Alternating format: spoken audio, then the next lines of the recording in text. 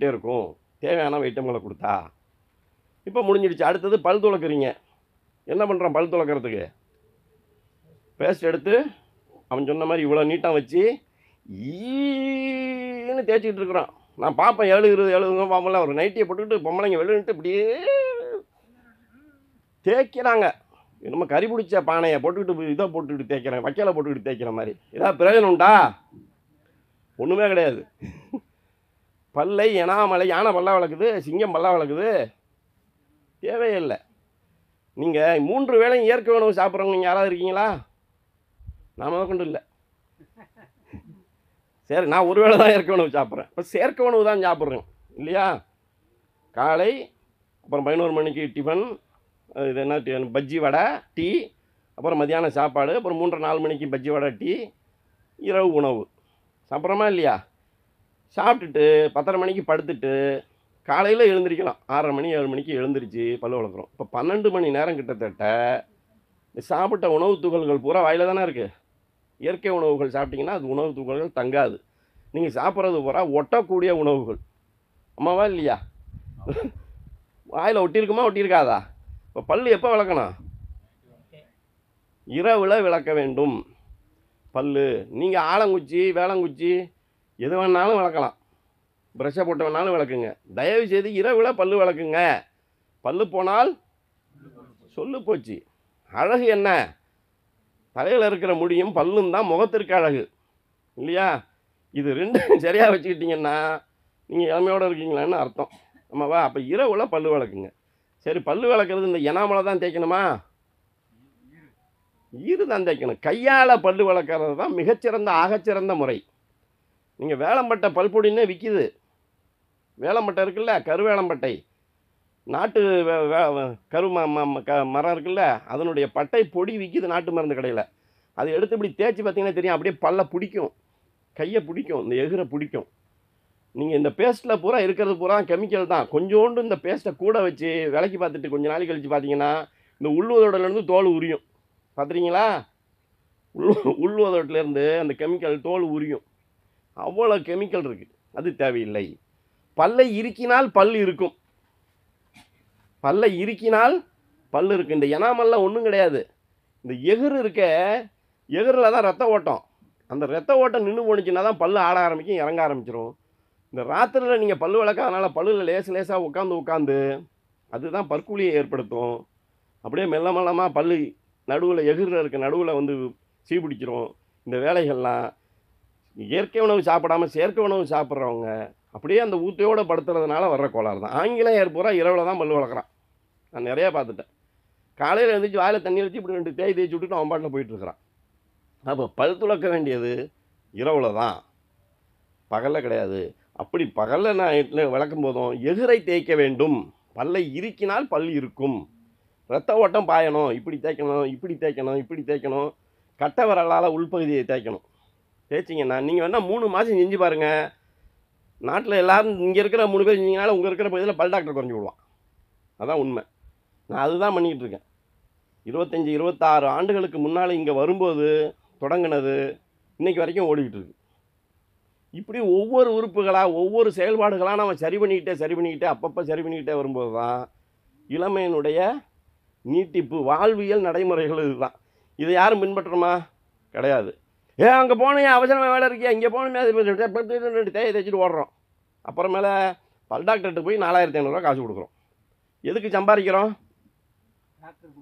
Doctor கொடுக்குறோம். ஐயா சொல்லிட்டாங்க. சம்பாதிக்கிறது எதுக்குங்க? நம்ம உடலை நன்றாக வைத்துக் கொள்வதற்கும், புரியுங்களா இல்லைங்களா, நாம் யாருக்கும் சுமையாக இல்லாமல் இருக்கிறதுக்கும், அவங்களுக்கு தொந்தரவு கொடுக்காமல் இருக்கிறதுக்கும் தான் நாம் சம்பாதிக்கிறோம். எல்லாம் பண்ணுறோம். இந்த வயிற்றுக்கு தானே சம்பாதிக்கிறோம். அதை விட்டுட்டு அதை சரி பண்ணிக்கொள்ளாமல், இப்போ உங்கள்கிட்ட ₹1,00,00,000 பணம் இருக்குது, ஐயா கிட்ட ரயில்வேல இருந்துக்கிட்டே இருக்கேன், ₹1,00,00,000 பணம் இருக்குது, எழுந்திரிச்சா உட்கார முடியல, என்ன பிரயோஜனம்? உடம்பு தானே முக்கியம். உடம்பை முன்னம் இழுக்கந்திருந்தேன், உடம்பினுள்ளே உருபொருள் கண்டேன். உடம்பாரழியின் உயிராரழிவர், திடம்பட மெய்ஞானம் சேரவும் மாட்டார்.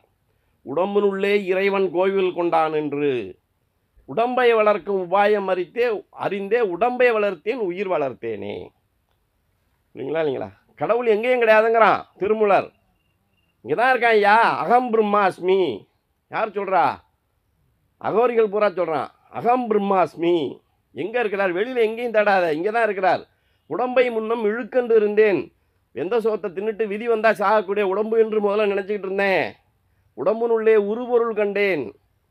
உடம்பார், இந்த உடம்பாகிய கூடு அழிந்து போனால் உயிராகிய கிளி பறந்து போகும். உடம்பார் அழியின் உயிரார் அழிவர். திடம்பட மெய்ஞானம் சேரவும் மாட்டார். மெய்ஞானம், sound body is the sound mind. ஆமாவா இல்லையா? இந்த உடம்பு நல்லா இருந்தால் தானே மூளை சரியாக வேலை செய்யும். இப்போ உடம்பு சரியில்லாட்டா மூளை எப்படி வேலை செய்யும்? உடம்பார் அழியின் உயிரார் அழிவர். திடம்பட மெய்ஞானம் சேரவும் மாட்டார். உடம்பினுள்ளே இறைவன் கோயில் கொண்டான் என்று, இந்த உடம்புக்குள்ள இறைவன் இருக்கான் என்று நினைத்து கொண்டு உடம்பை வளர்த்தேன். உடம்பை பேணி வளர்த்தேன். உயிர் வளர்த்தேனே. இல்லைங்களா? அப்போ எது முக்கியம்? இந்த உடம்பு தான் முக்கியம். சுவர் இருந்தால் தான் சித்தனை எழுத முடியும். இதை சரியாக வச்சுக்கிறதுக்கு தான் பாக்கி எல்லா வேலைகளும். பாக்கி எல்லா வேலைகளையும் பார்த்துக்கிட்டு இதை சரியாக வச்சுக்காட்டினா நம்மளை 4 பேர் பார்க்க ஆரம்பிச்சிடும். காலை உணவு, பல் விளக்கிட்டோம், இது போயிட்டோம். அடுத்தது குளிக்கிற வேலை. குளிக்கிறதுக்கு என்னங்க பொருள்? குளிர்வித்தல். குளித்தல், குளிர்வித்தல், குளிர்வித்தல், குளித்தல் ஆயிடுச்சு. எடுத்தோன்னே என்ன பண்ணுறான்? அப்படியே சவரை தொங்கிட்டு சொங்கின்னு தலையில் தண்ணி அடிக்கும். ஆமாப்பா. இன்னும் சில பேர் பேத்து டப்பு சோப்பெல்லாம் அதுக்குள்ளே ஊறும். அப்படியே போய் நொழுந்தி டவலை பொத்திக்கிட்டு வந்துட வேண்டியது. அப்படியா? குளித்தல் முறை என்னன்னா, உடம்பை குளிர்விக்க வேண்டும். இந்தியா மிதவெப்ப மண்டல நாடு.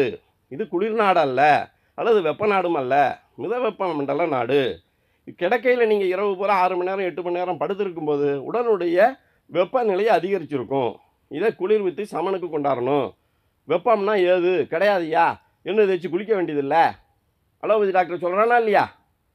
சொல்கிறாங்களா இல்லையா? அலோபதி டாக்டர் வெப்பம் என்பது ஒரு இது கிடையாதுங்கிறான். அப்பா 101 டிகிரி வந்துச்சுன்னா அது என்ன? அது என்ன? அவனுக்கு வந்தால் ரத்தம், நமக்கு வந்தால் தக்காளி சட்னி. ஆமாம் இல்லையா? நம்ம உடனுடைய வெப்பநிலை 98.4 இருக்கணும். அதை தாண்டக்கூடாது இல்லையா? அப்போ உடனுடைய வெப்பநிலை அதிகரித்தாலும் கோளாறு பண்ணும், இளமையே பாதிக்கும். அப்போ உடனுடைய வெப்பநிலையை சீராக வச்சுக்கணும். அதுக்கு என்ன பண்ணணும்? காலிலேருந்து தான் தண்ணி ஊற்றணும். நீங்கள் எடுத்த உடனே தலையில் தண்ணி ஊற்றக்கூடாது. காலிலேருந்து கொஞ்சம் கொஞ்சம் கொஞ்சம் கொஞ்சமாக தண்ணியை ஊற்றிட்டு வந்து ஷோல்டரில் ஊற்றிட்டு பார்த்தீங்கன்னா தலை உங்களுக்கு லேசாக சுடும். உணர்ந்து பார்த்து சொல்லுங்கள். தலை லேசாக சுடும். தலையில் எடுத்து தண்ணி ஊற்றிங்கன்னா கால் வழியாக வெப்பம் வெளியில் விடும். நீங்கள் எடுத்த உடனே தலையில் எடுத்து ஊற்றினீங்கன்னா வெப்பம் எங்கே போவோம்? வெப்பம் போகிறதுக்கு வழி இல்லை இல்லைங்களா? அதனால் குளிர்த்தல், குளிர்வித்தல் உடம்பை காலிலிருந்து தொடங்க வேண்டும். காலிலிருந்து தொடங்கி உச்சந்தலையில் தண்ணியை ஊற்றி உடலை குளிருங்க. மேலே போட்டுக்கிறதுக்கு லக்ஸு, மைசூர் சாண்டல் எதுவும் வாங்க வேண்டியதில்லை. பாசிப்பருப்பு போதுமானது. கொஞ்சம் எலுமிச்சை சாறை கலந்துக்குங்க. தாராளமாக தேய்ச்சி குளித்து பாருங்கள். ரொம்ப வாசனையாக இருக்கணையா கஸ்தூரி மஞ்சள் சேர்த்துக்குங்க. பூந்தி கொட்டை சேர்த்துங்க, நுரைக்கும். நம்ம இந்த 4 ரோட்டுக்கிட்ட அரைச்சி கொடுக்குறாங்க. எல்லாத்தையும் கொண்டு கொடுத்தா சீயாக்காய் பட்டை எல்லாமே தனித்தனியாக விற்கிது. வாங்கி கொண்டு கொடுத்தீங்கன்னா அரைச்சி கொடுப்பாங்க. வாங்கி தலையிலேருந்து கால் வரைக்கும் நீங்கள் தேய்ச்சிக்கிடலாம். எந்த சோப்பும் தேவையில்லை. அழகாக பொடி கொஞ்சோண்டு எடுத்து தண்ணியில் குழச்சி ஒரு பேஸ்ட் பண்ணி நீங்கள் பாட்டில் உடம்பு பூரா தேய்ச்சிங்கன்னா இருக்கிற அழுக்கு பூரா போயிடும். நீங்கள் கஸ்தூரி மஞ்சள் கொஞ்சோண்டு சேர்த்துக்கிட்டிங்கன்னா உடம்பு வாசனையாகவும் இருக்கும், நாராது. சோப்பு போட்டிங்கன்னா அப்புறம் என்ன பண்ணணும்? கொஞ்சம் எண்ணெய் தேய்க்கணும். ஆமாவா இல்லையா? உடம்புல இருக்க எண்ணெய் பசையை பூரா சோப்பு எடுத்துரும். அழகிகளின் நடிகைகளின் அழகு சோப் அப்படின்னு ஒன்று போடுவான். கொஞ்சம் தேய்ச்சி பாருங்களேன். அதிகமாக என்ன ஆகும்? வெள்ளை வெள்ளையாக பூக்குமா பூக்காதா? தோலில் இருக்கிறதெல்லாம் போயிடுமா போகாதா? புரியுங்களா இல்லைங்களா? அதனால் இதை தேய்ச்சி குளிங்க. தலைக்கு தேய்ச்சிக்கிறது என்னய்யா? ஷாம்பு தானே வேணும். ஷாம்பு போட்டால் தானே எல்லாம் கொட்டி போயிடுதில்ல ஷாம்பு போட்டு. செம்பருத்தி இலை, கொழுந்து இலை இருக்குல்ல, அதை வாங்கி நல்லா நச்சு அப்படியே மைய அரைச்சி கொஞ்சோண்டு தண்ணியை கலந்து எடுத்து தேய்ச்சிருங்க. 2 நிமிஷத்தில் தலை சிலு சிலுன்னு ஆகிடும். 2-3 நிமிஷத்தில் தண்ணியை கொஞ்சோண்டு அள்ளி வச்சு இப்படி தேய்ச்சிங்கன்னா ஷாம்பு மாதிரி நுரைக்கும். செஞ்சு பார்த்துருக்கீங்களா யாரும்? செம்பருத்தி கொழுந்து வீட்டில் ஒரு செடியை வாங்கி கொண்டு வைங்க. 10 ரூபா ஒரு செடி வாங்கி கொண்டு வச்சிங்கன்னா அது பாட்டில் வளர்ந்துடும். செம்பருத்தி கொழுந்து இலையை எடுத்து நல்லா மசித்து தலையில் எடுத்து வச்சுட்டு கொஞ்சம் ஒரு 2 நிமிஷம் ஊறின பிறகு கொஞ்சம் தண்ணி எடுத்து வச்சுட்டு தேய்ச்சிங்கன்னா கரகரன்னு ஷாம்பு போட்ட மாதிரி முடி ஷைனிங்காக இருக்கும். தலையில் இருக்க அழுக்கு பூரா எடுத்துடும், முடியில் இருக்க அழுக்கு பூரா எடுத்துடும். இல்லை வெந்தயம் ஊற வச்சு அரைச்சி தலையில் தேய்ச்சிங்க. யாராவது தேய்க்கிறோமா? தேய்க்கிறதே இல்லை. ஒருத்தன் சொல்லியிருந்தான், அனுபவம் என்பது சீப்பு மாதிரி, அது பல பேருக்கு வழுக்கை விண்ட பின்புதான் கிடைக்கிறது. புரியுங்களா இல்லைங்களா? அதனால் இருக்கும்போதே பயன்படுத்திக்கணும். என்னுடைய நல்வாய்ப்பு, நான் ஒரு 34 35 வயசு இருக்கும்போது இங்கே வந்துட்டேன். ஒன்று. ரெண்டாவது, அதை நடைமுறைப்படுத்த தொடங்கிவிட்டேன். அதுதான் எங்கள் தாத்தா, எங்கள் அம்மா, எங்கள் அப்பா எல்லாருக்கும் இந்த ஐயாவுக்கு இருக்க மாதிரி வெள்ளை வெள்ளைன்னு வெண்பட்டு மாதிரி இருக்கும். இவரு கூட லேசாக கொஞ்சம் கருப்பு இருக்குது, அதெல்லாம் இருக்காது. சுத்தமாக அப்படியே வெண்பட்டு மாதிரி இருக்கும் எல்லாருக்கும். எல்லாம் என்கிட்ட போட்டி போடா பரம்பரையில் அப்படி தான் இருக்குன்னு. ஆனால் நான் அதை செஞ்சு காட்டணுங்கிறதுக்காகவே இன்றைக்கி வரைக்கும் கருவேப்பிலை சாப்பிட்டுக்கிட்டு இருக்கேன். வயிறு கோளாறே இருக்காது. கருவேப்பிலை தொடர்ந்து சாப்பிட்றவங்களுக்கு வயிறு சம்மந்தமான நோய்களே வராது. என்ன பண்ணி பாருங்கள். இந்த ஏரியா தாங்க முக்கியமான ஏரியா. இது சரியாக இருந்ததுன்னா பாக்கி எல்லாம் இளமையை நீட்டி சரியிட்டு இருக்கும். பெருத்த தொந்தி நமதென்று நாம் இருக்க, நாய் நெறி பேய்களுக்கு தமதென்று தாம் இருக்கும்னா. பெருத்த தொந்தி நமதென்று நாம் இருக்க, நாய் நெறி பேய்களுக்கெல்லாம் சீக்கிரம் வந்துடுவான்டாயவன்ட்டு இருக்குமா. சுகமான வாழ்வுக்கு நந்தி பெருத்த தொந்தி. ஆமாவா இல்லையா? ஏன் தொந்தி பெருசாக இருக்கக்கூடாது? இது மேலே போக போக இங்கே இதுக்கான இடம் குறையுமா இல்லையா? இதுக்கான இடம் குறையுமா இல்லையா? அப்போ காற்று குறைஞ்சி போயிடும். காற்று உடம்புல ஆக்சிஜன் தான் முக்கியம். 4-5 நாளைக்கு சோறு திங்காமல் இருந்துடலாம். ஆமாவா? இருந்துடலாமா? இருந்துடலாம், தாங்கும். 48 நாள் வரைக்கும் காந்தி இருந்தார். ஆமாவா? ஒரு 2 நிமிஷம் ஆக்சிஜன் இல்லாமல் இருங்களேன். 2 நிமிஷம் நல்ல பிராணவாயு இல்லாமல் இருந்துருங்களேன். இருக்க முடியுமா? எது முக்கியம்? ஆக்சிஜன். ஆக்சிஜனை நிரப்புவதற்காகத்தான் அந்த நுரையீரல் இருக்குது. நம்முடைய நுரையீரல் 1.25 லிட்டர் கொள்ளளவு கொண்டது. யாரும் இழுத்துருக்கோமா? 1.25 லிட்டர் கொள்ளளவு. இப்போ ஐயா சொன்னார்ல நம்முடைய செயலாளர், பலூன் ஊதுற மாதிரி ஊதுங்கன்னாரு. பலூன்லாம் நம்ம சின்ன பிள்ளைலாம் வாங்கி ஊதிக்கிட்டு இருந்தோம். இப்போ நம்ம பிள்ளைலாம் ஊதுதா? இப்போ பலூன் ஊதுறது எவ்வளோ பெரிய நல்லது. இதய நோயாளிகள் பலூன் ஊதுறாங்கிறான். இப்போ வாங்கி கொடுக்குற ஆஸ்பத்திரியில் பலூன் வாங்கி வச்சுட்டு அவன் ஒருத்தன் வியாபாரம் பண்ணிகிட்டு இருக்கான். ஆமாம் இல்லையா? பலூன் ஊதுனமா நம்ம? யாராவது ஊதுறாங்களா? வயோதிக வாலிப அன்பர்கள் ஏதாவது ஊதுறோமா? அப்போ அது ஊதணும் காற்றை. அப்போ இந்த காற்று தான் முக்கியம். நுரையீரலை எந்த அளவுக்கு பெருக்க வச்சு நெஞ்சு எந்த அளவுக்கு முட்டிகிட்டு இருக்கிறோம் அந்த அளவுக்கு உடம்பு நல்லா இருக்குது. இந்த பகுதி தான். 101 வயது இளைஞர் ஒருத்தர் செல்லில் இருக்கார், நேற்று பேசியிருக்கார் சென்னையிலேருந்து. 101 வயது இளைஞர் தெளிவாக பேசுகிறார். காலையில் சாப்பிடுவேன், மத்தியானம் சாப்பிடுவேன், இரவு சாப்பிடுவேன். இடையில இயற்கை உணவு தான். இடையில நீங்கள் அமிர்தத்தை கொடுத்தாலும் நான் சாப்பிட மாட்டேன். எனக்கு 101 முடிஞ்சு போச்சு, 102 ஆரம்பமாயிட்டுங்கிறார். இடையில அமிர்தத்தை கொடுத்தாலும் நான் சாப்பிட மாட்டேங்கிறார். இப்போ ஒரு உணவுக்கு ஒரு இடவுக்கு இடையில 7 மணி நேரம் இருக்கணும். ஆமாவா? நமக்கு கொடுக்குறோமா? நீங்கள் வயிற்றுல உணவு 7 மணி நேரம். ஏன்? அது முழுமையாக தன்மயமாகி அடுத்து கேட்கும். வண்டியில் பெட்ரோல் 8 லிட்டர் போடணும், பேசாமல் நிறுத்தி வச்சுருக்குறோம். திரும்பி போய் 8 லிட்டர் போடுவோமா? அப்போ அது காலியாகணும்ல, ரிசர்வுக்கு வரணும்ல, அது வரைக்கும் டைம் கொடுக்கணும். அது மாதிரி உடம்புல போட்ட சாப்பாடு 7 மணி நேரம் கழித்து அது கழிவாக எல்லாம் வெளியேறின பிறகு வயிறு கேட்கும். கேட்கும்போது கொடுக்கணும். ஹீலர் பாஸ்கர் அடிக்கடி சொல்வார், பசிக்காமல் எதையும் உண்ணாதீர்கள், உண்ணும்போது எதையும் எண்ணாதீர்கள். சினிமாவை பார்த்துக்கிட்டு அப்புறம் என்ன இது நினைக்கிற என்னத்துக்காக? எங்கே இருக்கும் கவனம் பூரா? உணவில் கவனம் இருக்கணும். சாப்பிட்டீங்கன்னா உணவில் கவனம் இருக்க வேண்டும். அப்போ தான் மூளை இது பண்ணி என்ன டேஸ்ட்டாக இருக்குது, என்ன இருக்குது, அதுக்குள்ளே என்சைம்கள் அது இதெல்லாம் சுரந்து அது போய் சரியாக பண்ணி கரெக்ட் பண்ணும். இது எதையுமே பண்ணுறதில்ல. எப்படி இளமையை நீட்டிக்கிறது? கழிவுகள் சேர்ந்துக்கிட்டே இருக்கும்ல உடம்புல. எங்கே கழிவு சேருது? நாம் உண்ற உணவில் தான். அதை முறையாக உண்றோமா? அதுவும் கிடையாது. சத்தான உணவு உண்றோமா? அதுவும் கிடையாது. மென்று உண்றோமா? அதுவும் கிடையாது. அப்புறம் என்னத்துக்கு தான் வாழ்கிறோம்? அப்புறம் எப்படி இளமையை நீட்டிக்கிறது? முறைப்படுத்திக்கிடணும், இதை சரிப்படுத்திக்கிடணும். இதுதான் வாழ்வியல் நடைமுறைகள். வாய்க்குள்ளே உணவு போட்டோம்னா அது மென்று கூழ்மமாகி உமிழ்நீரோட கலந்து உள்ளே முழுங்கின பிறகு அடுத்த வாயை போடணும். சரிங்களா? அதுக்கு தான் நாங்கள் மென்று ஒன்றும் பயிற்சி. இப்போ சாப்பிடும்போது உங்களுக்கு தெரியும், இப்போ முதல்ல வந்தவங்களுக்கு தெரியும், வராதவங்களுக்கும் புரியும். புரியுங்களா? மென்று ஒன்றும் பயிற்சி. உமிழ்நீரோடு சேர்ந்து போகிற உணவு சர்க்கரையை தராது. புரியுங்களா? உமிழ்நீர் தான் உயிர் நீர். உமிழ்நீரோட தண்ணி குடித்தாலும் நீங்கள் உமிழ்நீரோட கலந்து தான் குடிக்கணும்.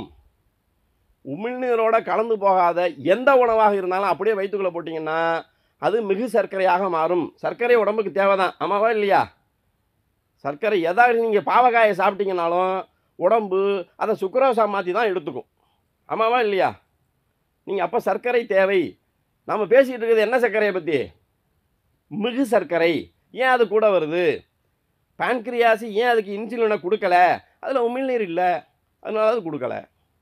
உமிழ்நீரோடு சேர்ந்து போகிற உணவுக்கு தான் பான்கிரியாஸ் இன்சுலினை கொடுக்கும். 250 கலோரி தேவை. நீங்கள் உமிழ்நீரோட சேர்த்து மென்று உள்ளே தள்ளாதனால 400 கலோரி சாப்பிட்ருப்பீங்க. லவுக்கு லவுக்குன்னு கோழி மாதிரி முழுங்குறதுனால, ஆடு மாதிரி மேயறதுனால. ஆடும் என்ன பண்ணும்? தின்னுட்டு அப்புறமா அசைப்படும். பார்த்துறீங்களா? வெளியில் தள்ளி உட்காந்துக்கிட்டு அசைப்படும். நீங்கள் அது மாதிரி எதுவும் பண்ணுறீங்களா? ஒன்றும் கிடையாது. டபுக்கு டபுக்கு டபுக்கு. அதுக்கு வசதி இல்லை. அப்போ வசதி இல்லாத போது என்ன இருக்குது அதைத்தானே பயன்படுத்திக்கிடணும். வாயில் பல் எங்கே இருக்குது? வாயில் தானே இருக்குது, வயிற்றில் கிடையாதுல்ல பல். இப்போ வாயில் இருக்குது, உமிழ்நீர் வாயில் தான் சுரக்குது. நீங்கள் வாயில் போட்டு நீங்கள் இதை மாதிரி வாயில் போட்டு மென்று மென்று மென்று மென்று பார்த்தீங்கன்னா தான் பல் இருக்கும். மெல்ல மெல்ல தானே எந்த இதை இப்போ அவர் ஐயா சொன்னார்ல, சைக்கிளை நிறுத்தி வச்சுட்டு பேசாமல் இருந்தீங்கன்னா ஏங்குமா? அது மாதிரி தானே எல்லா உறுப்புகளுமே. எல்லா உறுப்புகளையும் நாம் பயன்படுத்தணும். எந்த உறுப்பையும் பயன்படுத்தாமல் பேசாமல் இருந்தோம்னா அது ஸ்டக் ஆகிக்கும். மணியனத்துக்கு இப்படி மாட்ட முடியாது. அது மாதிரி தான் வாயில் பல் இருக்குன்னா பல்லை நன்றாக உபயோகப்படுத்த வேண்டும்.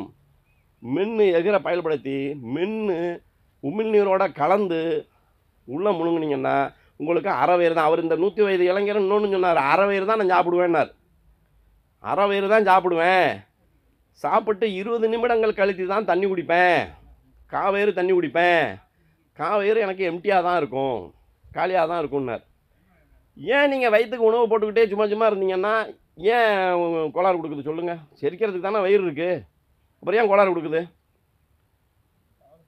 உண்ட களைப்பு தொண்டருக்கும் உண்டு ஒரு பழமொழி இருக்கா இல்லையா? ஏன் அந்த பழமொழி வந்துச்சு? ஏன் களைப்பு ஏற்படுது? இந்த ஐயா சொல்கிறா பாருங்க, இது தென்னிந்திய ரயில்வே சொல்லுது பாருங்க. நீங்கள் மூளை என்ன பண்ணும்? நிறையா சாப்பிட்டோன்னே அதுக்கு போகிறவருடைய ரத்தத்தினுடைய அளவை குறைச்சிக்கிட்டு வயிற்றுக்கு அதிகமாக அனுப்பிடும். இப்போ மூளை தானே நம்மளை இயக்கிறது. மூளைக்கு ரத்தம் குறையும் போது என்ன ஆகும்? ஒரு சோர்வு, ஒரு மயக்கம். தொண்டை அறமாக செய்பவர்கள் தொண்டர், புரியுங்களா? அடுத்தவங்களுக்கு உதவி பண்ணுறத அறமாக செய்பவர்கள், பிரத்தியாருக்கு தெரியாமல் செய்ய அந்த தொண்டரே உண்ட களைப்பு உண்டுங்கிறான். நிறையா சாப்பிட்டான்னா களைப்பு வந்து போகும். அப்போ நிறையா சாப்பிட்லாமா? வயிறு முட்டை சாப்பிட்லாமா? சாப்பிடக்கூடாது. அரை வயிறு தான் சாப்பிட்ணும். அப்போ தான் அது உருண்டு பிறண்டு அதை சரி பண்ணிக்கும். அரை வயிறு சாப்பிடுமானது போதுமானது. நம்ம அங்கே வரும்போதே உங்களுக்கு அங்கே வச்சுருக்காங்க, பதாகை வச்சுருக்காங்க பார்த்தீங்களா? குறைந்த உணவு நீண்ட ஆயுள். நமக்கு என்ன தேவையோ அந்த தேவையான உணவை மட்டும் சாப்பிட்டீங்கன்னா எல்லா உறுப்புகளும் சரியாக இருக்கும். நீங்கள் குடிகாரம் தடுமாறுறான், ஏன் தடுமாறுறான்? இவங்க சொன்னால் அதே காரணம்தான். நீங்கள் ஆல்கஹால் உள்ளே போனவுடனே சிறுநீரகம் அதிகமாக செயல்படணும், கல்லீரல் அதிகமாக செயல்படணும். அப்போ சிறுமூளை என்ன பண்ணும்? ரத்தத்தை பூரா அந்த 2 உறுப்புக்கும் அனுப்பும். இந்த கம்யூனிட்டி எதை குடிச்சு தொலைச்சிட்டான் உள்ளே போய் அது எதை பண்ணுது, அதை பூரா வெளியேற்றுறா, அது கொஞ்சம் போய் அதிகமாக செயல்படுத்துன்னு சொல்லி ரத்தத்தை பூரா அங்கே அனுப்பும்போது சிறுமூளையுடைய செயல்பாடு குறைஞ்சனாடா அவங்க வாய் கொளருது, கை கால் நடக்க முடியாமல் போகுது. அதே தான் அதிகமாக சாப்பிட்றவங்களுக்கும். நீங்கள் சாப்பிட்டுக்கிட்டே இருந்தீங்கன்னா ரத்தமானது, மூளையானது, இதயமானது இந்த வேலையை மட்டுமே பார்த்துக்கிட்டு இருக்கும். என்ன வேலை? நீங்கள் சாப்பிட்ட உணவை செரிக்க வைக்கிறது வேலை, அதை வெளியேற்றுற வேலை, இந்த வேலையுமே பார்த்துக்கிட்டு இருக்கும். பாக்கி வேலை இருக்கா இல்லையா? அதுக்கு பாக்கி வேலை இருக்கா இல்லையா? அப்போ எப்போ பார்க்குறது? அப்போ இது பெருசாக இருந்து இந்த வேலையை மட்டுமே வயிறு பார்த்துக்கிட்டு இருந்தா பாக்கி வேலைகளை என்ன செய்கிறது? நோய் கிருமிகளை எப்படி எதிர்க்கிறது? அதனுடைய வேலையினுடைய அளவு குறைஞ்சி போடும். அதனால தான் அரை வயிறு சாப்பிடுங்க, பசித்த பிறகு சாப்பிடுங்க. இது ரெண்டையும் பண்ணினீங்கனால உங்களுடைய உள்ளுறுப்புகளுடைய செயல்திறன் கெட்டு போகாமல் இருக்கும். இந்த பகுதி இது சரியாக இருந்தனால பாக்கியெல்லாம் சரியாக இருக்கும். இப்போ நீங்கள் சாவுன்னு சொல்கிறாங்களே, மூளைச்சாவு அடைந்து விட்டான் அப்படின்னு சொல்கிறாங்க. இதயச்சாவு அடைந்து விட்டான்னு யாரும் சொல்லியிருக்கானா? எது? இதயம் செத்தாக தான் சாவு, மூளை செத்தாக சாவு கிடையாது. மூளை செத்து கோமாவில் இருப்பான், இதயம் இயங்கிக்கிட்டே இருக்கும். நம்ம பிறப்பில் ஆரம்பிக்கிற முதல் உறுப்பு இதயம், கடைசியாக போகிற உறுப்பு இதயம். இப்போ அதுக்கும் தேவையான ரத்தம் வேணும்ல, அதுக்கும் தேவையான இடம் வேணும்ல. இது எதுவுமே பண்ணுறதில்ல, முழுமையாக சாப்பிட்ருக்கு. இன்னொன்று, நம்ம சாப்பிட்டுட்டு அந்த உணவு செரிக்காமல் இருக்கும்போது மேலே கொஞ்சம் சாப்பிட்டீங்கன்னு வச்சுங்க, வயிறு என்ன பண்ணும்? என்ன பண்ணுன்னு தெரியுங்களா? அந்த பழசை அப்படியே நிறுத்திட்டு புதுசுக்கு வந்துடும். அந்த பழசு என்ன ஆகும்? தேங்கிக்கும். நீங்கள் சாக்கடை தேங்கி இருந்துச்சுன்னா என்ன ஆகும்? கேஸ் உற்பத்தி ஆகும். பார்த்துறீங்களா இல்லையா? சாக்கடை தேங்கி இருந்துச்சுன்னா அப்படியே பொழுக்குன்னு அப்படியே அப்படியே கேஸ் வருமா இல்லையா? அதே மாதிரி தான் வயிறும். தேங்கின உறுப்பில், செரிக்கப்படாத உறுப்பில், முழுமையான இதாகாத உறுப்புகளில், இந்த உணவுகளில் அங்கங்கே வந்துடும். இங்கேயும் போகும், வாய் வழியாகவும் வரும். அது நல்லது தானங்கன்னு நினைப்பீங்க. ஏன் உற்பத்தி ஆகாத விடுறீங்க? உண்ட உணவு செரித்த பிறகு, முழுமையாக செரித்த பிறகு அடுத்த வேளை உணவை சாப்பிடுங்க. அதுக்கு தான் 7 மணி நேரம் கேப். அப்போ என்ன சாப்பிட்ணும்? ஒரு வேளை உண்பான் யோகி, இருவேளை உண்பான் போகி, 3 வேளை உண்பான் ரோகி. இப்போ நம்மளாம் என்ன சாப்பிட்டுட்டு இருக்கோம்? இப்போ யார் நம்மளாம்? வியாதியஸ்தன். ஒரு வேளை உண்பான் யோகி, இருவேளை உண்பான் போகி. போகத்தில் திளைக்கவன் தான் 2 வேளை சாப்பிடுவாங்கிறான். 3 வேளை சாப்பிட்றோம் யார்? ரோகி. நம்ம எத்தனை 3 வேளையாக சாப்பிட்றோம்? 5 வேளை சாப்பிட்றோம். அப்போ துரோகி நம்மளாம். உண்டா இல்லையா? இப்போ இந்த உணவு முறையை சரி பண்ணணும். சரி ரைட்டு, இது பூரா எல்லாம் சமைச்ச உணவு பட்டியலை சொல்லிட்டேன். சமைக்காத உணவு தானே நல்லது. வெந்து கெட்டது முருங்கை, வேகாமல் கெட்டது அகத்தின்னு சொல்லுவாங்க. சரிங்களா? கீரை வகைகளை சாப்பிடும்போது முருங்கைக்கீரையை தோட்டி தான் சாப்பிடணும், முழுச்சா சாப்பிடக்கூடாது. காலையில் கூழ்மமான, நல்ல அழுத்தமான கூழ்மமான உணவுகளை சாப்பிட்டிங்கன்னா உடம்புக்கு நல்லது. ஏன்னா 12 மணி நேரம் அது கேப்பில் இருந்திருக்கு. ஆமாவா இல்லையா? அப்போ கம்பு, கேழ்வரகு, திணை, சாமை, கூழ், வெந்தயக்களி, உளுத்தங்களி, இது மாதிரியான உணவுகளை காலையில் நீங்கள் எடுத்துக்கிடணும். கொஞ்சம் தயிரை போட்டு நல்லா கெட்டியாக கடைஞ்சி, அதாவது வந்து தண்ணியாக இருக்கக்கூடாது, ரொம்பவும் கெட்டியாகவும் இருக்கக்கூடாது. இதை சாப்பிட்ணும். இல்லையா? பழைய சோறு. ஹவு டு மேக் பழைய சோறு கூகுளில் போய் பார்த்தீங்கன்னா போட்டிருக்கான். ஹவு டு மேக் பழைய சோறு அப்படின்னு. நான் திண்டிவனத்துக்கு முன்னாடியிலேயே ஒரு 2-3 கிலோமீட்டரில் இயற்கை உணவுன்னு ஒருத்தன் வச்சுருந்தான். அன்றைக்கி சென்னைக்கு 2ஆம் தேதி போயிட்டு வரப்போ போய் பார்த்தேன். போய் பார்த்தா கருப்பு கவுனி பழைய சோறு எவ்வளோ இருக்குன்னு நினைக்கிறீங்க? 570 ரூபா. கருப்பு கவுனி பழைய சோறு. சரி, அதான் தின்னு பார்ப்போம். எப்போ மணி 3, நம்ம தேவை சாப்பிடல, சென்னையிலேருந்து வீட்டுக்கு போய்ட்டு வந்துக்கிட்டு இருக்கேன். பார்த்து பண்ண அந்த இவ்வளோண்டு கொடுத்தாங்க. 2 சின்ன வெங்காயம், மோர் மிளகா, இந்த இவ்வளோண்டு சோறு 570 ரூபா சாப்பிட்றாங்க. பழைய சோறில் நான் சொன்னால 4 வகையான வைட்டமின்கள் நமக்கு தேவைன்னு. அதில் B12 மிக அதிகமாக இருக்கிறது பழைய சோத்தில். நம்ம முன்னோர்கள் அதெல்லாம் தெரியாமல் இருந்தால் காலையில் நீச்ச தண்ணி சொல்லுவாங்களா இல்லையா? அது என்ன நீச்ச தண்ணிம்பாங்க, நீர் ஆகாரம், அதான் நீச்ச தண்ணி. இப்போ யாராவது சாப்பிட்றோமா? வெறும் வயிற்றில் காஃபி, வெறும் வயிற்றில் டீ. 12 மணி நேரம் ஓய்வாக இருக்கிற உடம்புல காலையில் எழுந்திரிச்ச உடனே டீ, காஃபி. தவிர்க்கப்பட வேண்டிய உணவு டீயும் காப்பியும். சரிங்களா? தவிர்க்கப்பட வேண்டிய உணவு டீயும் காப்பியும். நீங்கள் டீயும் காப்பியும் நிறுத்தி பாருங்கள், உங்களுக்கு நல்லாவே பசிக்கும். டீயையும் காப்பியும் இந்த இடையில குடிக்கிறத நிறுத்தி பாருங்கள், நல்லாவே பசி இருக்கும், நல்லாவே இருப்பீங்க. நீங்கள் 3 வேளை உணவுகளை மட்டுமே அல்லது 2 வேளை உணவு மட்டுமே சாப்பிட்டுக்கிட்டு இருந்தீங்கன்னா உங்களுக்கு 120 வயசு தாராளமாக உண்டு. நல்ல உணவாக, இயற்கை உணவாக 3 வேளையும். எங்கள் ஐயா அடிக்கடி சொல்லுவார், 3 வேளை இயற்கை உணவு எந்த கொம்பனாலையும் சாப்பிட முடியாது அப்படிம்பாங்க. சாப்பிடவும் கூடாது. ஏன்னா இன்றைக்கி இருக்கிற உடல்நிலை, இன்றைக்கி இருக்கிற சுற்றுப்புற சூழ்நிலை, இன்றைக்கி இருக்க உணவுகள் ஆச்சுங்களா? மதிய உணவு கொஞ்சோண்டு சாதம், நிறைய கீரைகள், காய்கறிகள், இதை சாப்பிடுங்க. இரவு உணவு பழங்கள். ஐயா தான் கிண்டல் அடித்தாங்க, பழங்கள் தான் சாப்பிடுவீங்களா, புதுக்கல் சாப்பிட மாட்டீங்க அப்படின்னு. நீங்கள் இது மாதிரி இந்த உணவு முறையை மாற்றிக்கிட்டிங்கன்னா உடலில் கழிவு தேங்காது. கழிவு தேங்காட்டினாலே இந்த ஒற்றை குரோமோசோம்கள் இருக்குது பார்த்தீங்களா, அதனுடைய தொந்தரவு குறைஞ்சி போயிடும். 80% காரத்தன்மை உடம்புல இருந்துக்கிட்டே இருக்கும். நீங்கள் 80% காரத்தன்மை உடம்புல இருந்துக்கிட்டே இருந்தால் உங்களுக்கு முதுமையே தோணாது. இப்போ ஐயாவுக்கு என்ன வயசுன்னு நினைக்கிறீங்க? 86, 87, 86 முடிஞ்சு 87 தொடங்கிடுச்சு. 2 வீலரில் வர்றாங்க, வந்து போயிட்டுருக்குறாங்க. எப்படி உண்டி சுருங்குதல்? ஐயா அதை வாத்தியாரே தப்பாக சொல்லிக்கிட்டே இருக்காங்க பாருங்கள். அது மாத்திரத்துக்கு தான் கேட்டேன். உண்டி சுருங்குதல் பண்டிக்கழகு. தன்னகர நானா, 3 சுழி நானா. பண்டின்னா வயிறு. எடுத்து பாருங்கள், தமிழ் சொல் அகராதி எடுத்து பாருங்கள். உண்டி சுருங்குதல் பண்டிக்கு அழகு. இந்த பண்டி வயிறு அழகாக இருக்க வேண்டும் என்றால் கொடி இடை கேள்விப்பட்டீங்களா? இந்த பொம்பளைங்க மட்டுமா குறைச்சி சாப்பிட்ணும்? ஏன் வேலை செய்யலையா அவங்க? இல்லைங்களா? உண்டி சுருங்குதல் பண்டிக்கு அழகு. நீங்கள் எந்த அளவுக்கு குறைந்த உணவு எடுத்துக்கிறீங்களோ அந்த அளவுக்கு உங்களுடைய ஆரோக்கியம் நின்று கொண்டே போகும். இப்போ டாக்டர் சுகர் வந்துருச்சுன்னு போயிட்டீங்கன்னா என்ன சொல்கிறாங்க? 5 வேளையாக சாப்பிடுங்க, 7 வேளையாக சாப்பிடுங்க, கொஞ்சம் கொஞ்சமாக சாப்பிடுங்க சொல்கிறாங்களா இல்லையா? ஏன்? சிரிக்க சாப்பிட்ணும், அவ்வளோதான். ஒரே முட்டா வச்சு திணிக்கக்கூடாது. இப்போ சாப்பிடும்போது இடையில எத்தனை லிட்டர் தண்ணி குடிக்கணும்? ஐயா சொல்கிறாங்க பாரு, குடிக்கவே விடாது. ஆமாவா? தண்ணி ஒரு உணவு, நீர் ஒரு உணவு.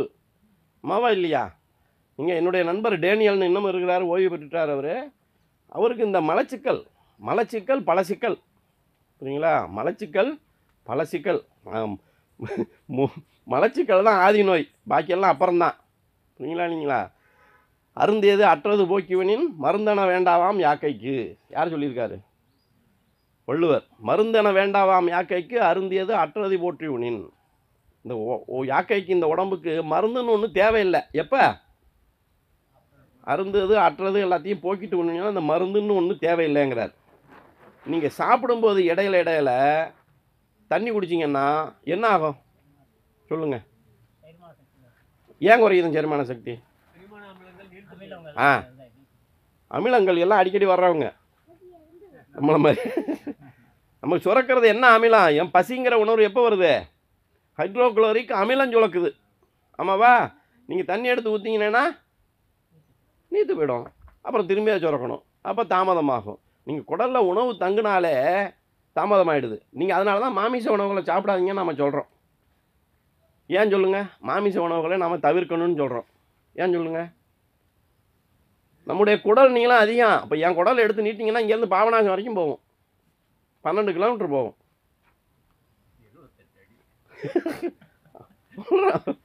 அவ்வளோ நீளம். இப்போ சிங்கம்புலியெல்லாம் சாப்பிடுதே ஐயா அப்படின்னா மணி பார்த்து சாப்பிடாது சிங்கம்புலி. ஒரு சமாச்சாரம், பசிச்சாதான் சாப்பிடும்.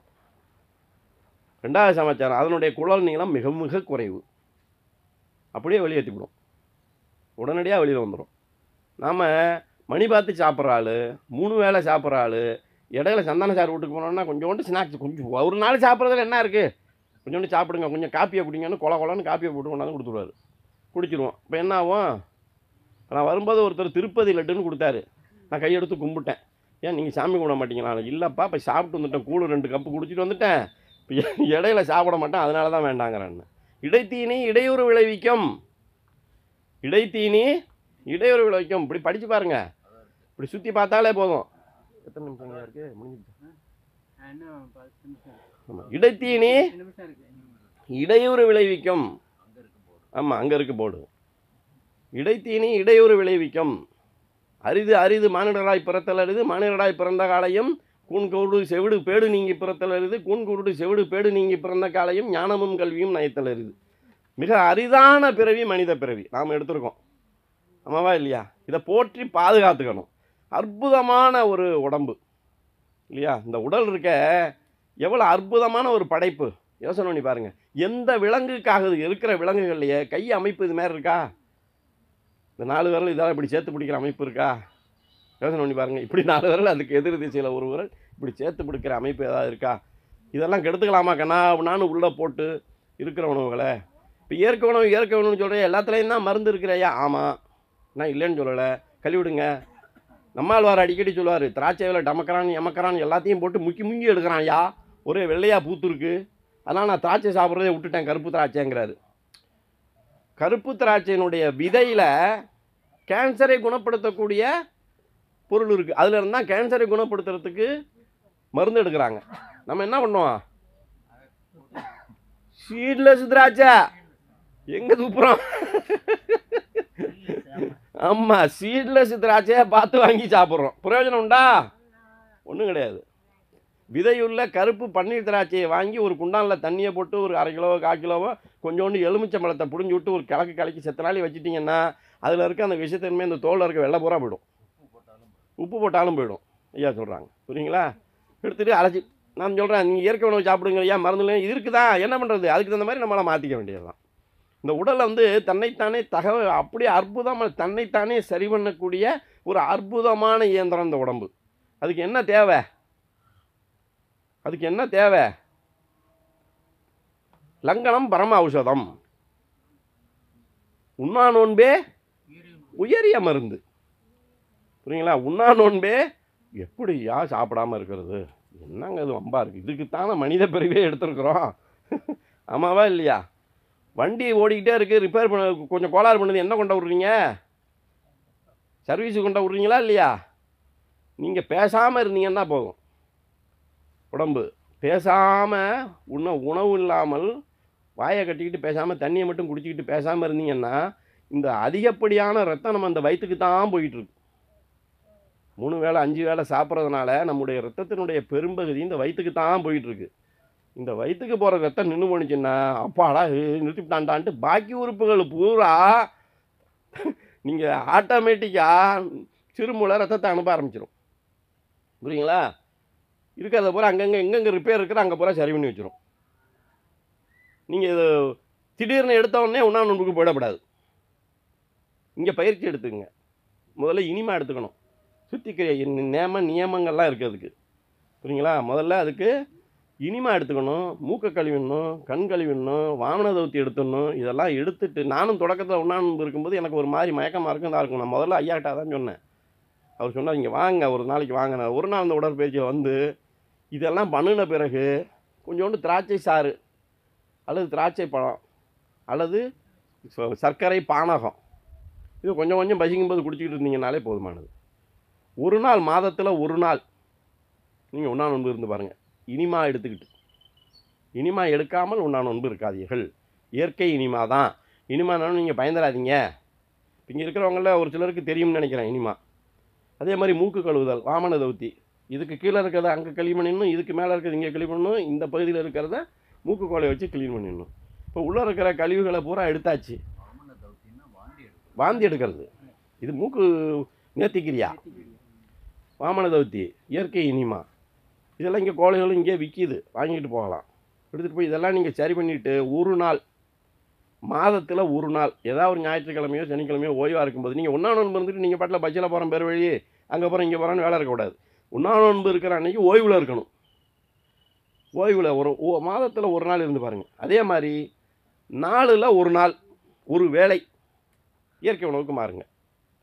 நீங்கள் எடுத்த உடனேயே இயற்கை உணவுக்கு மாறண்டா தம்பி இவ்வளோ தூரம் பேசிவிட்டியான்னுட்டு நீங்கள் பாட்டில் போனீங்கன்னு வச்சுங்க, 3ஆம் நாள் மீன் கடையில் போய் நிற்பீங்க.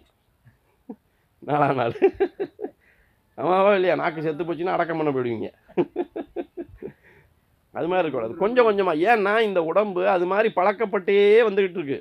உப்பு புளி மிளகா போட்டு சாப்பிட்டு பழக்கப்பட்டுக்கிட்டே வந்துட்டீங்க நீங்கள். அதனால் அது பழக்கத்தை உடனடியாக மாற்ற முடியாது. ஒரு வேளை, ஒரு நாளைக்கு ஒரு வேளை. இது எல்லாம் விட சிறப்பு இயற்கை உணவில் தேங்காயும் பழமும். தேங்காய் அவ்வளோ அற்புதமான ஒரு உணவு. தேங்காய் ஒரு அற்புதமான உணவு. நீங்கள் கொழுப்பில் 2 கொழுப்பு சொன்னீங்கல்ல, விவரம் தெரிஞ்சுவங்க. HDL கொழுப்பு முழுமையாக இருக்கக்கூடிய ஒரு உணவு தேங்காய். மனிதனுக்கான பரிபூர்ண உணவு தேங்காய்.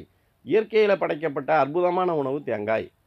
நாங்கள் ஒரு தடவை ஒரு வேளை ஒரு 90 நாள் கிட்ட இங்கே ஒரு 20-25 பேர் வெறும் தேங்காயை மட்டுமே சாப்பிட்டுட்டு இருந்தோம்.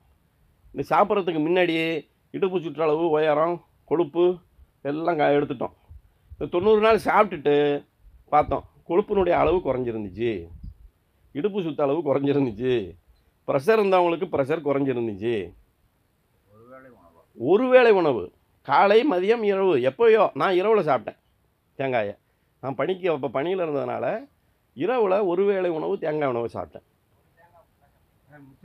முத்துன தேங்காய். நீங்கள் முத்துனாள் தானே? இளமையானாளா? முத்துன தேங்காய் தானாக விழுவுற தேங்காய் ரொம்ப ரொம்ப சிறந்தது. ஒரு தேங்காயா 2 தேங்காயா வயிறு முட்டை சாப்பிட வேண்டியதுதான். உங்களுக்கு எவ்வளோ கொள்ளுதோ சாப்பிட்டுக்க வேண்டியதுதான். கொஞ்சம் திகட்டுதுன்னா கொஞ்சோண்டு வெல்லம், அவ்வளோதான். கொஞ்சோண்டு வெல்லத்தை சேர்த்துக்கிட்டு சேர்த்து மெல்லுங்க. இந்த சர்க்கரை வெள்ளை சீனியையே உபயோகப்படுத்தாதீர்கள். அது வெள்ளையனால் கொண்டு வரப்பட்ட கொள்ளை நோய் உருவாக்கக்கூடிய ஒரு உணவுப் பொருள் வெள்ளை சர்க்கரை. புரியுங்களா இல்லைங்களா? சீனி அப்படின்னு சொல்கிறது. ஒரு நிமிடம் இருக்குது. ஒரு நிமிடம் இருக்கா? சரி, புரியுங்களா? ஆனால் நான் 1 மணி நேரம் பேச முடியுமோ நம்ம நினச்சேன். இன்னும் நிறையா விஷயங்கள் இருக்குது, புரியுங்களா? நீங்கள் அதனால் வெள்ளைச்சீனியை தவிர்த்திடுங்கள். நம்ம நாட்டு சக்கரைம்பாங்க. அதே மாதிரி பழத்தில் நாட்டு பழம்னு சொல்லுவாங்க. என்ன பழம்? மொந்தம்பழம். அதான் நாட்டுப்பழம். அந்த மொந்தம்பழத்தில் நீங்கள் வாழைப்பழத்தை தோலோடு சாப்பிட்றது ஆகச்சிறந்தது. நல்லா கழுவி விட்டு தோலோடு நீங்கள் சாப்பிட்டு பாருங்கள், அவ்வளோ ஆகச்சிறந்தது. இல்லையா, அதிகபட்சம் அந்த தோல் உள்ள இது இருக்குது பாருங்கள், அதுதான் நான் அரிசியில் சொன்னேன்ல, அந்த உமிக்கும் அரிசிக்கு நடுவில் இருக்க லேயர், அது மாதிரி வாழைப்பழத்தில் அந்த லேயர் தான் அற்புதமான சத்துக்கள் இருந்தது. அவ்வளோ சத்து இருக்குது அந்த இதில். நம்ம என்ன பண்ணுறோம், பழத்தை மட்டும் தின்னுட்டு தூக்கி மாடு தொட்டியில் போட்டுடுறோம். நம்ம மண்டி போடுறோம், மாடு வண்டி இழுக்குது. ஆமாவா இல்லையா? சத்துக்களில் அவ்வளோ அற்புதமான சத்துக்கள் இருக்கக்கூடிய அந்த வாழைப்பழத்தினுடைய, அதுவும் நாட்டுப்பழம் என்று சொல்லக்கூடிய மொந்தம்பழம், மொந்தம்பழத்தில் அவ்வளோ சத்து இருக்குது. சரிங்களா இல்லைங்களா? இதை ஒரு வேளை சாப்பிட்லாம். கொய்யாப்பழம் எத்தனை ஆப்பிளுக்கு சமம் தெரியுங்களா? கொய்யாப்பழம். இதெல்லாம் விட திரிபலாச்சூரணம் கேள்விப்பட்டீங்களா? என்னென்ன சேர்ந்தது அதில்? நெல்லிக்காய், கடுக்காய், தாண்டிக்காய். கடுக்காய் சாப்பிட்டால் மிடுக்காய் இருக்கலாம், சரிங்களா? கடுக்காய் சாப்பிட்டால் மிடுக்காய் இருக்கலாம். கடுக்காய் என்ன பண்ணும்? உடம்புல இருக்கிற கழிவுகளை நீக்கும். முதல்ல சொன்னேன், கழிவுகளின் தேக்கம் தான் நோய். கடுக்காய் உடம்புல இருக்க கழிவுகளை நீக்கும். கழிவு நீக்கி கடுக்காய். டெய்லி சாப்பிட்லாமா? சாப்பிட்லாம். நான் 17 ஆண்டுகளாக இரவில் சாப்பிட்டு கொண்டு வருகிறேன். 2 கிராம் எடுத்து ஒரு 1/4 டம்ளர் தண்ணியில் கலக்கி குடிச்சிருவேன். சாப்பிட்ட பிறகு இரவு உணவு சாப்பிட்ட பிறகு ஒரு 2 கிராம் எடுத்து தண்ணியில் கலந்து ஒரு 1/2 டம்ளர் தண்ணியில் கலந்து குடிச்சிருவேன். சாதாரண தண்ணீர்னு சொன்னேன்னா, தண்ணீர் என்றாலே குளிர்ந்த நீர். வெந்நீர் என்றால்தான் சுடு தண்ணீர். தண்ணீர் வெந்நீர் தமிழை நிறைய தவறாகவே பயன்படுத்திக்கிட்டு இருக்கிறோம், சரிங்களா? அதான் சுடு தண்ணி கிடையாது. சுடு அப்புறம் என்ன தண்ணி? தன் என்றால் குளிர்ச்சி. தன்னகரம் நானா, சரிங்களா? தன் என்றால் குளிர்ச்சி. தமிழ் கிளாஸ் எடுக்கணும், அது அப்புறம் எடுத்துக்குவோம். சொல்லுங்கள். கொஞ்சம் ஒரு நிமிஷம் முடிச்சிடுறேன். அதுக்கப்புறம் ஐயன் தெரிவு இருக்குல்ல, அப்போ கேட்டுக்குவோம். திரிபலா சூரணம். நீங்கள் கடையில் வாங்குறது உங்களுக்கு அச்சமாக இருக்குது, நிறையா இருக்குமா இல்லைன்னு சொன்னால், நம்ம பாஸ்கரன் நாட்டு மருந்து கிடையாது, அந்த முனையில் இருக்கிறதில் தனித்தனியாகவே விற்கிறான். நெல்லி விற்றல் இருக்குது, தாண்டிக்காய் இருக்குது, கடுக்காய் இருக்குது. வாங்கி நல்லா இடிச்சிங்க. கொஞ்சம் பொறன்னு இருக்கும், பரவாயில்ல, போட்டுங்க, வாயில் போட்டுங்க. நீங்கள் அதை வாயில் போட்டு கொஞ்சம் நாள் ஊற வச்சு பார்த்தீங்கன்னாலே தெரியும் உங்களுக்கு. ஒரு விறுவிறுப்பு, ஒரு சுறுசுறுப்பு. மறுநாள் காலையில் நான் சொன்னால போய் உடுக்க வேண்டிய அவசியம் இல்லை. அது பாட்டில் போகும். நீங்கள் மலமே வந்துங்க கீழே கெட்டியாகவும் அப்படியே அதிகப்படியாகவும் மேலே வந்து கூம்பாகவும் இருக்கணும்.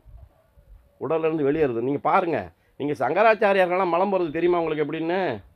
அவங்க பாத்ரூமே கிடையாது அங்கே. கேள்விப்பட்டீங்களா இல்லையா? எனக்கு அவர் ஜெயிலில் போனது, அந்த ஜெயிலர் அனுபவத்தை சொன்னப்போ தான் எனக்கு தெரிஞ்சிச்சு. காலையில் எழுந்துச்சோன்னே வாழை இலை கட்டாராம். எதுக்கா காலையில் வாழை இலை பேஜ் சாப்பிட போயிடணும்? நான் அதில் தாங்க போவேன், பூமாதேவி மேலே போக மாட்டேன்ட்டாராம். வாழை இலையை போட்டு அதில் தான் அவர் போவாங்க. அதை பார்க்கணும். காலையில் மலை தரிசனம் பண்ண வேண்டும். நரிமுகத்தில் முடிக்கிற மாதிரி அதுவும் பண்ணணும். அது எப்படி போகுதுங்கிறத பார்த்து உங்களுடைய உடல்நிலையை தீர்மானித்து கொள்ள வேண்டும். நான் இன்னொன்று ஆக்சிஜனை பற்றி சொன்னேன், சுவாசத்தை பற்றி சொன்னேன். நீங்கள் ஒரு நாள் பொழுது உங்களுக்கு இன்றைக்கி கழிஞ்சிருச்சுன்னு நீங்கள் எப்போ முடிவு பண்ணணும்னா, 21,600 சுவாசம் விட்டுட்டிங்கன்னா உங்களுடைய ஒரு நாள் பொழுது கழிஞ்சு போச்சுன்னு அர்த்தம். எப்பட்றா அந்த 21,600 கணக்கு பண்ணிங்க? 360 டிகிரி பூமி இல்லையா? சுற்றுறதுக்கு எவ்வளோ நாள் ஆகுது? 24 மணி நேரம். 24 டிவைடட் பை 360, 15 செகண்டுக்கு ஒரு பாகை நகருது. இயற்கையோடு இயந்த வாழ்க்கை. அப்போ 60 நிமிஷம் 1 மணி நேரம். 60 × 15 900. 1 மணி நேரத்திற்கு 900 சுவாசம். 900 × 24 பெருக்குங்க, 21,600. நீங்கள் மத்தியானத்தோடைய 21,600 சுவாசம் விட்டுட்டிங்கன்னா முடிஞ்சு போச்சு. உங்களுடைய ஒரு நாள் முடிஞ்சு போச்சு. இப்போ 60 வயசில் சாகிறவங்களாம் என்ன அர்த்தம்? சுவாசத்தை கட்டுப்படுத்தாதவங்கன்னு அர்த்தம். அதுக்கு தான் தியானம் பண்ணுங்க, மூச்சு பயிற்சி பண்ணுங்க, நீண்ட சுவாசம் விடுங்க. பெருமூச்சு அடித்த வேலை இருக்கான் ஐயா சொல்லுவாங்களா? கேள்விப்பட்டீங்களா? மூச்சு சுவாசம் நீண்டதாக இருக்க வேண்டும்.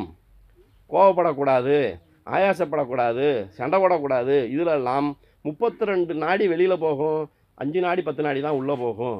சுவாசம் குறைஞ்சி போகும். புரியுங்களா இல்லைங்களா? இதெல்லாம் கட்டுப்படுத்தணும். இப்போ இதெல்லாம் கட்டுப்படுத்துறது எப்படியா? இதெல்லாம் செஞ்சு விட்டாங்கயா, என்னையா பண்ணுறது? இரவில் படுக்க போகும்போது இடது கையை கீழே வச்சு வலது கையை மேலே வச்சு வலது நாசியில் சூரிய கலையில் சுவாசம் போகணும். ஆண்கள் இடது கையை கீழே வைத்து படுத்து உறங்க தெரியுமா அப்படின்னு யோகி என் ராஜன்கிற ஒரு 450 பக்கத்துக்கு ஒரு புத்தகம் எழுதியிருக்கிறார். கல்கத்தாக்காரர், ஆசனத்தில் உட்காந்துருப்பார். மார்க்கண்டியா புத்தகத்தால் இருக்குது, படித்து பாருங்கள். படுத்து உறங்க தெரியுமா அப்படின்னு எழுதியிருக்கிறார். ஆண்கள் இடது கையை கீழே வைத்து வலது கையை மேலே வைத்து படுக்க வேண்டும். படுக்க போகும்போது பொழுதன்னைக்கு இப்படியே வாயா படுத்துருக்க முடியும்னு கேட்காதீங்க. அடுத்த கேள்வி, படுக்க போகும்போது அப்போ என்னாகும்?